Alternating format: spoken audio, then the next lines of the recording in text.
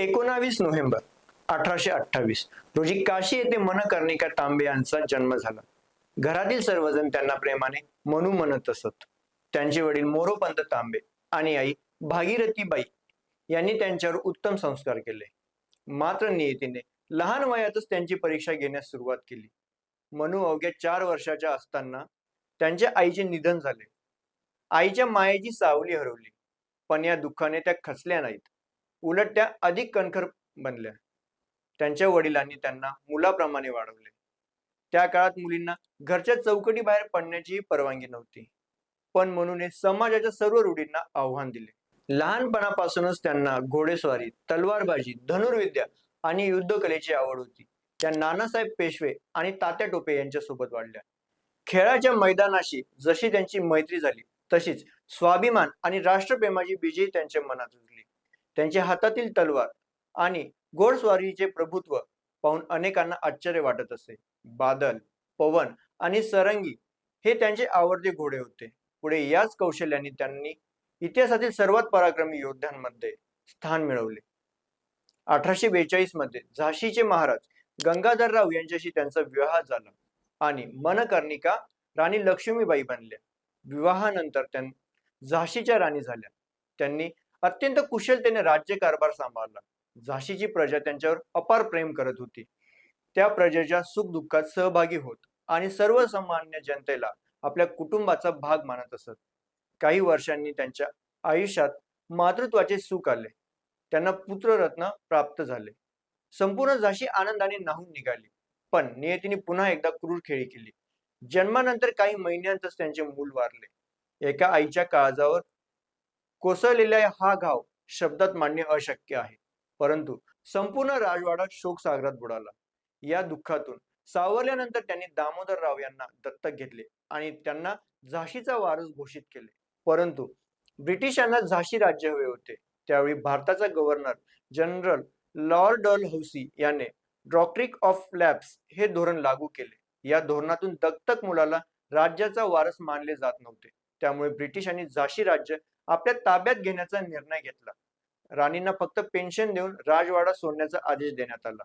पण त्या ब्रिटिशांच्या डोळ्यात डोळे घालून एक वाक्य उच्चारले, मी माझी झाशी देणार नाही. या वाक्याने संपूर्ण भारतातील स्वाभिमानी जनतेला मनात क्रांतीची ज्योत पेटवली गेली. 1857 मध्ये भारतातील पहिले स्वातंत्र्य समर सुरू झाले. मेरठ पासून उठलेली बंडाची ठिणगी संपूर्ण देशभर पसरली. झाशीमध्ये असंतोष वाढू लागला. राणी लक्ष्मीबाई यांनी परिस्थितीचे गांभीर्य ओळखून सैन्याची पुनर्बांधणी सुरू केली. त्यांनी झाशीचा किल्ला अधिक मजबूत केला. तोफखाना सज्ज करण्यात आला. स्त्रियांचे स्वतंत्र सैन्य दल तयार करण्यात आले. झलकारीबाई, सुंदर मुंदर, काशीबाई यांसारखे अनेक वीरांगना त्यांच्या नेतृत्वाखाली लढण्यासाठी तयार झाल्या. राणी स्वतः सैन्याला प्रशिक्षण देत होत्या. मार्च 1858 मध्ये ब्रिटिश सेनापती ह्यू रोज याने झाशीवर मोठ्या सैन्याने आक्रमण केले. हजारो सैनिक आणि अत्याधुनिक तोफा घेऊन ब्रिटिश सैन्य झाशीच्या किल्ल्यासमोर ठाकले. 24 मार्च पासून किल्ल्यावर तोफांचा प्रचंड मारा सुरू झाला. दिवस रात्र तोफांचे गोळे किल्ल्याच्या भिंतीवर आदळले होते. अनेक सैनिक शहीद होत होते. परंतु राणींचे धैर्य अजिबात कमी झाले नाही. त्या स्वतः तटबंदीवर उभ्या राहून सैनिकांना प्रोत्साहन देत होत्या. गुलाम गौस खान आणि खुदाबख्श यांसारख्या वीरांनी तोफखान्याचे नेतृत्व करत ब्रिटिशांना कडवी झुंज दिली. या काळात तात्या टोपे सुमारे 20,000 सैनिकांसह झाशीच्या मदतीला आले. परंतु ब्रिटिश सैन्याने त्यांना पराभूत केले. झाशी पूर्णपणे वेढ्यात सापडली. अखेर एप्रिल 1858 मध्ये किल्ल्याची भिंत तोफांच्या माऱ्याने खचली आणि ब्रिटिश सैन्य किल्ल्यात घुसले. झाशीच्या रस्त्यावरून घराघरातून युद्ध सुरू झाले. प्रत्येक नागरिक सैनिक बनून लढत होता. राणी स्वतः तलवार घेऊन रणांगणात उतरल्या. त्यांच्या तलवारीच्या प्रत्येक वाराने शत्रूच्या मनात भीती निर्माण होत होती. जेव्हा झाशीचा किल्ला वाचवणे अशक्य झाले, तेव्हा इतिहासातील सर्वात थरारक प्रसंग घडला. राणींनी आपले दत्तक पुत्र दामोदरराव यांना पाठीशी बांधले. एका हातात तलवार, दुसऱ्या हातात घोड्याची लगाम आणि समोर हजारो ब्रिटिश सैनिक. त्या आपल्या प्रिय घोड्यावर बादलवर स्वार झाल्या आणि किल्ल्याच्या तटावरून उडी घेतली. त्या क्षणी त्यांच्या समोर मृत्यू उभा होता. पण त्यांच्या मनात एकच विचार होता, झाशीचा स्वाभिमान जिवंत राहिला पाहिजे. हा प्रसंग ऐकतानाही अंगावर काटा येतो. झाशीतून बाहेर पडल्यावर त्या कालपी येथे तात्या टोपे आणि इतर क्रांतिकारकांना मिळाले. तिथे पुन्हा एक मोठी सेना उभी करण्यात आली. मे 1858 मध्ये कालपी येथे ब्रिटिशांविरुद्ध आणखी एक भीषण युद्ध झाले. राणींनी घोडदळाचे नेतृत्व करत ब्रिटिश सैन्यावर जोरदार हल्ले केले, परंतु आधुनिक शस्त्रांच्या जोरावर ब्रिटिशांनी कालपी जिंकली. तरी सुद्धा राणींनी पराभव स्वीकारला नाही. त्या पुन्हा उभ्या राहिल्या. यानंतर त्यांनी तात्या टोपे आणि नानासाहेब पेशव्यांसोबत ग्वाल्हेरकडे मोर्चा वळवला. ग्वाल्हेरचा किल्ला हा भारतातील सर्वात मजबूत किल्ल्यांपैकी एक मानला जात होता. राणींच्या नेतृत्वाखाली क्रांतिकारकांनी ग्वाल्हेर जिंकला. हा विजय ब्रिटिश साम्राज्यासाठी मोठा धक्का होता. काही काळासाठी संपूर्ण प्रदेशात स्वातंत्र्याची आशा पुन्हा जागी झाली. परंतु ब्रिटिश सैन्याने पुन्हा मोठ्या ताकदीने हल्ला चढवला.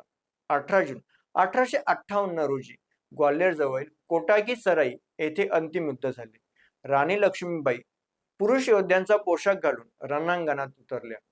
त्यांच्या डोळ्यात ज्वाला होती आणि हातात तलवार. त्या विजेच्या वेगाने शत्रूवर तुटून पडत होत्या.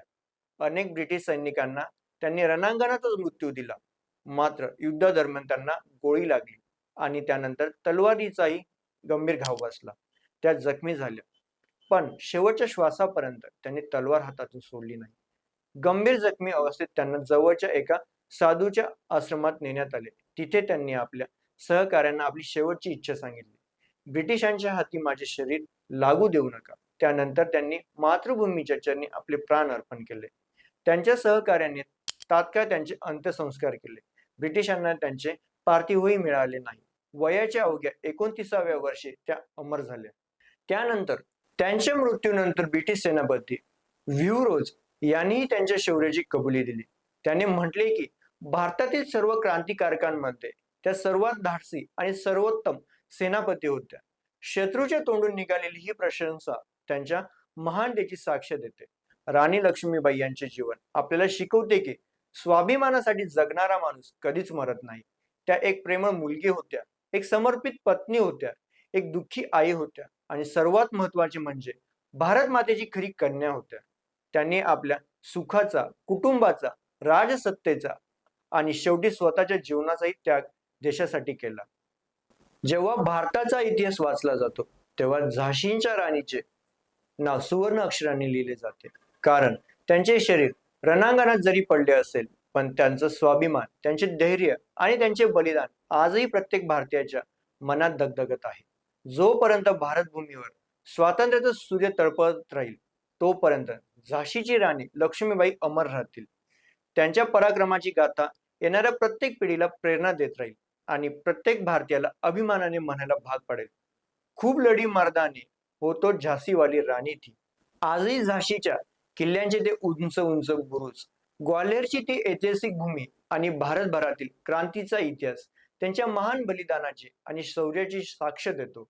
आज शेकडो वर्ष झाली तरी त्यांचे ते धाडस, त्यांचे कार्य आणि मी माझी झाशी नाही देणार हा त्यांचा सिंहनाद प्रत्येक भारतीयाच्या मनात तितक्याच आदराने आणि अभिमानाने जिवंत आहे. अशा ह्या क्रांतीज्योती, शौर्याचे प्रतीक असलेल्या महान राणी लक्ष्मीबाई यांना मानाचा मुजरा. मित्रांनो, राणी लक्ष्मीबाई यांचा हा प्रेरणादायी संघर्ष आणि शौर्य गाथा तुम्हाला कशी वाटली हे कमेंट मध्ये नक्की सांगा. आणि जर तुम्हाला ही माहिती आवडली असेल तर व्हिडिओला लाईक करा आणि जास्तीत जास्त लोकांपर्यंत शेअर करा. तसेच चॅनलला सबस्क्राईब करायला विसरू नका. जय हिंद, जय महाराष्ट्र.